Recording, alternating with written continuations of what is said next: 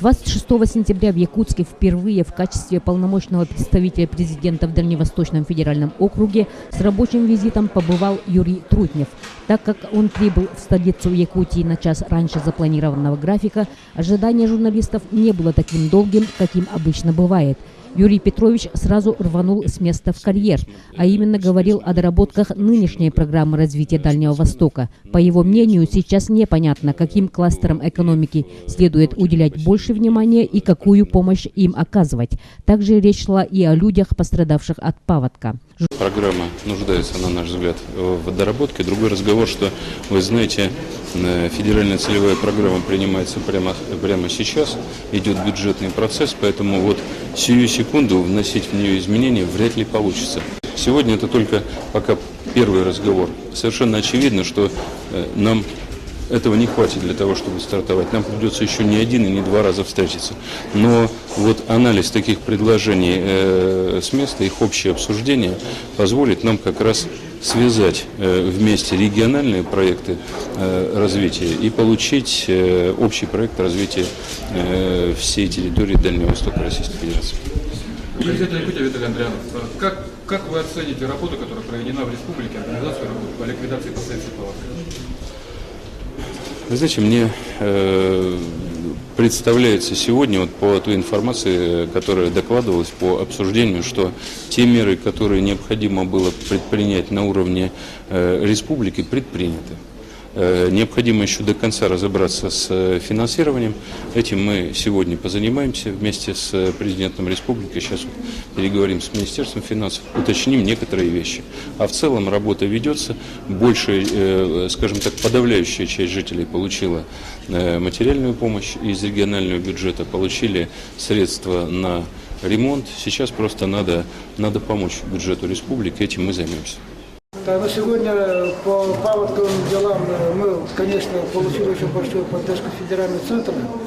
Благодаря Юрию Петровичу, который очень интенсивно в последнее время занимается этой проблемой. И мы федеральные деньги, которые имеются отношение по тем потерпевшим, которые получили ущерб по Юрскому, по Августовскому, Ваймякотскому, Момскому, Абыйскому районах, федеральные деньги получили.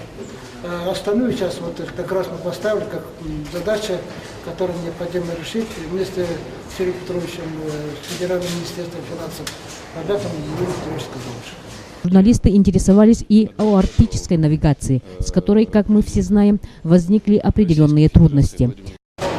На баре реки Индигирка речь идет. Тогда мы сегодня этот вопрос тоже поставили. Речь идет о том, что по реке Индигирка на баре глубины не позволяет пройти судам.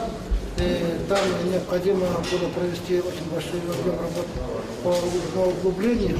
Но, к сожалению, техника, которая присутствует, это не справляется.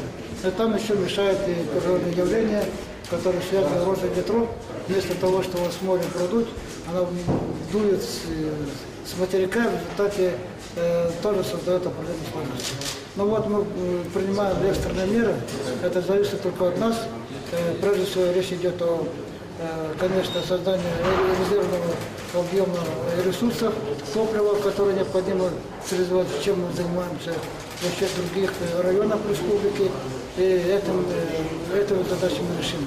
Это будет временное решение до февраля месяца, а когда зимник откроется, там ждем до логического завершения решения этой задачи. А славный ущерб от паводка в Якутии какой? Ущерб от паводка. 4 миллиарда 200 миллионов. Завершился экспресс-интервью спортивным вопросом. Ведь Юрий Трутнев свой визит в Якутск начал с осмотра спорткомплексов.